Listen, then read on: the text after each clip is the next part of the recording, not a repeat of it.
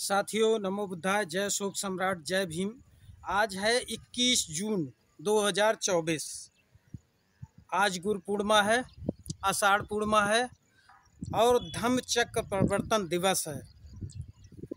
आज के दिन ही तथागत बुद्ध ने प्रथम उपदेश यानी कि अपना ज्ञान सारनाथ में दिया था और वहाँ से पूरी दुनिया में अपने शिष्यों को, भिक्षुओं को पूरी दुनिया में भेजने का काम किया।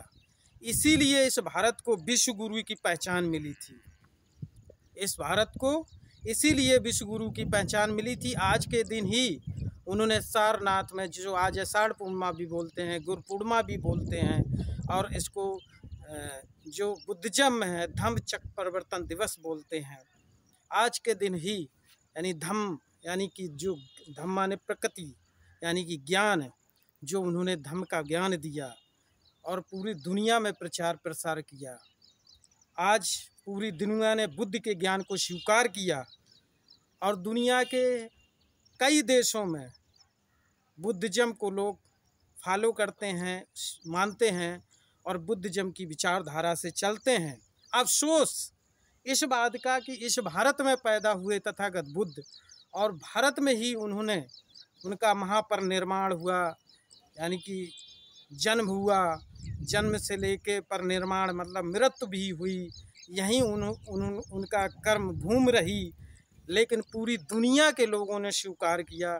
अफसोस इस बात का है कि इस भारत के लोग बुद्धिज्म को नहीं जान पाए, यानी कि तथागत बुद्ध की जो विचारधारा है, धम्म है, उसको नहीं समझ पाए। तो इसका कारण रहा कहीं ना कहीं वो ताकतें जो बुद्धिज्म के विरोधी रहीं, आज भी ताकतें हैं वो बुद्धिज्म के विरोध में हैं।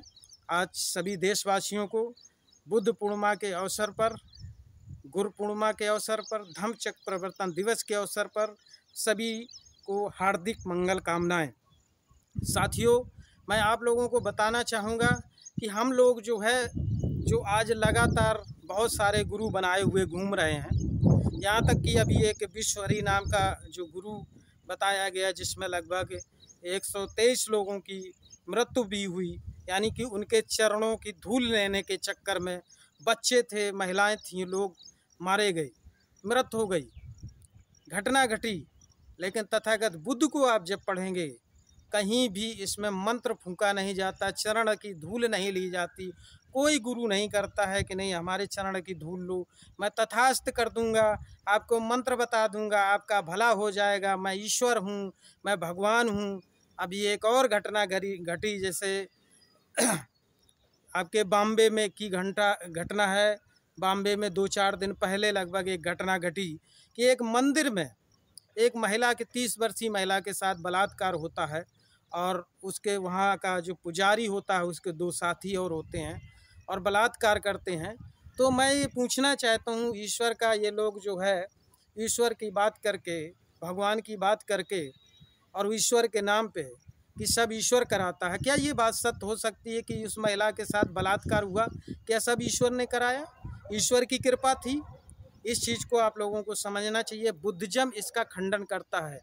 ईश्वर, आत्मा, परमात्मा, ये सारी चीज़ों को खंडन करता है। जो ये व्यवस्थाएं बनाई गई हैं, बुद्ध ने इन चीज़ों को तर्क संगत इसका खंडन किया कि जो तुम्हें समझ में ना आए, तर्क में ना उतरे, उसको मत मानिए। और हम लोग यही कर रहे हैं। आज जैसे एक और व्यवस्था है, कांवर का समय चल रहा है, लोग कांवर ढोर रहे हैं, तो उस कांवर की व्यवस्था में एक शासन द्वारा आदेश हुआ है कि जो भी वहाँ पे दुकान लगाएगा तो वो अपना नाम लिखेगा। जानते हैं नाम क्यों लिखेगा? क्योंकि नाम इसलिए लिखेगा, जो कांवरिया हैं, ढोने वाले हैं, लोग हैं, वो ले जाएं। अगर वो मुसलमान की कोई दुकान है तो उसका मुसलमान का नाम होगा, तो वो ऑटोमेटिक वहाँ से कोई चीज़ नहीं खरीदेंगे।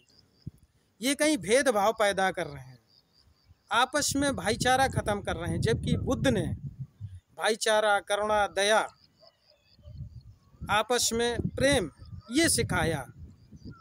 कोई धर्म में ये नहीं सिखाया जाता है कि उसमें आप नीच हो, ऊंच हो, चाहे इस्लाम धर्म हो, ईसाई धर्म हो, बौद्ध धर्म हो, कोई भी धर्म हो भाई, अगर बौद्ध की दुकान होगी वहाँ पर कांवरिया जहाँ ढो रहे हैं, ले जा रहे हैं, तो बौद्ध की दुकान, ईसाई की भी दुकान हो सकती है, मुस्लिम की भी दुकान हो सकती है, सिख की भी दुकान हो सकती है। ये क्या भेदभाव डाल रहे हैं, क्यों डाल रहे हैं? इसका मैं खंडन करता हूँ। सरकार हो, शासन हो, सत्ता में कोई भी बैठा हुआ व्यक्ति जब शासक बन जाता है वो पूरे देश का होता है, हर धर्म के व्यक्ति का होता है, हर धर्म के सम्मान की बात करता है। यही संविधान हमें सिखाता है, यही संविधान में व्यवस्था है। लेकिन इन लोगों ने पाखंड फैलाकर, आडंबर फैलाकर हम लोगों को अलग बांटने का काम किया। जैसे कि धर्म की बात करते हैं, वर्ण व्यवस्था बनाई गई। वर्ण में ब्राह्मण, क्षत्रिय, वैश्य, शूद्र। शूद्र कथाकथित जो है आज सबसे ज़्यादा कामर ढोने का काम करेंगे, कामर ले जाने का काम करेंगे, और वहाँ पर खासकर ओबीसी, एससी, एसटी समाज के लोग ज़्यादा तक कामर ढोएंगे। क्या आज अगर ये बंटवारा कर दिया गया, दुकान का नाम लिखें, दुकान की व्यवस्था, दुकान में नाम लिखना ज़रूरी हो गया। क्यों? क्योंकि अगर एससी समाज का व्यक्ति है, अगर वो अपनी नाम लिखेगा, उसमें जात लिखेगा, जातियों में वितरण किया जाएगा, तो उसका जातियों में और असर पड़ेगा कि नहीं ये इस जात का है, ये इस जात का है, इसकी दुकान से लेना। इसमें भेदभाव पैदा करना, आपस में भाईचारा ख़त्म करना, यह इनकी रणनीति है। इसलिए इस रणनीति को समझिए। खासकर शूद्र, कथाकथित कहे गए शूद्र, तुम बौद्धिस्ट थे, इस भारत के शासक थे, इस भारत की व्यवस्था तुम्हारे हाथ में हुआ करती थी, आज तुम गुलाम बने हुए हो। इसीलिए ज्योतिराव फूले ने कहा था कि जब तक गुलाम को गुलामी एहसास नहीं कराओगे तब तक वो बेड़ियां नहीं तोड़ेगा, और जिस दिन गुलाम को गुलामी एहसास करवा दी वो अपनी बेड़ियां खुद में खुद तोड़ देगा। अब मैं ज़्यादा, बाबा साहब अम्बेडकर साहब ने कहा शिक्षित बनो, संगठित रहो, संघर्ष करो, इसके लिए थोड़ी कावड़ ढोने के लिए। शिक्षित बनो, संघर्ष रहो, संगठित रहो। पेरियार ललन सिंह यादव, जिनकी सच्ची रामायण की चाबी, जरा उनको पढ़िए, पता चल जाएगी कहाँ ढो रहे हो तुम, क्या कर रहे हो, किसको सर पे बैठाए हो। इसलिए आज गुरु पूर्णिमा है, बुद्ध पूर्णिमा है, बुद्ध को ज़रूर पढ़िएगा। मैं उन लोगों से कह रहा हूँ जो, मैं बुद्ध को ये नहीं कह रहा हूँ कि बुद्ध धर्म को अपना लो, आप उसके बौद्ध लिखने लगो। हम कह रहे हैं बुद्ध एक जीवन जीने की कला है, जो बुद्धिज्म में पढ़ेंगे वो जीवन जीने की कला है। आपको कामर नहीं ढोनी पड़ेगी। जिस दिन आपने बुद्धिज्म को पढ़ लिया, वहाँ कोई गुरु आपको मंत्र नहीं देगा, कान नहीं फूंकेगा, आपको सिर्फ उसकी शिक्षाएं लेनी है, और उन शिक्षाओं से अगर चलोगे तो आपका विकास निश्चित है। जिस वजह से आप अगर भगवान के पास जाते हो तो क्यों जाते हो? इसलिए भगवान के पास जाते हो जिससे कि मुझे कुछ दे देगा। दो तरीके के भिखारी होते हैं, बुरा मत मानना लोगों, दो तरीके के। एक भिखारी मंदिर के बाहर बैठता है और एक अंदर जाता है। किससे मांगता है? पत्थर से। कहता है मुझे नौकरी दे दो, मुझे सारी सुख सुविधाएं दे दो, मेरी बीमारी ठीक हो जाए, हाथ जोड़ के घिघिया के कहता है। तो एक पत्थर से भिखारी भीख मांग रहा, और एक जो बाहर बैठा हुआ इंसान से भीख मांग रहा। उसे तो कुछ मिल भी जाता है, लेकिन पत्थर से मांगने वालों लोगों तुम्हें कभी कुछ नहीं मिलेगा, भीख मांगते रहोगे और गुलाम बने रहोगे। इसलिए अभी भी वक्त है, सुधर जाओ और बुद्धिज्म को पढ़िए, बुद्धिज्म को फॉलो करिए, बुद्धिज्म को पढ़िए, तो मैं कहीं भीख मांगने की ज़रूरत नहीं पड़ेगी। इसी के साथ सभी साथियों को नमो बुद्धाय, जय शोक सम्राट, जय भीम, जय भारत, जय संविधान।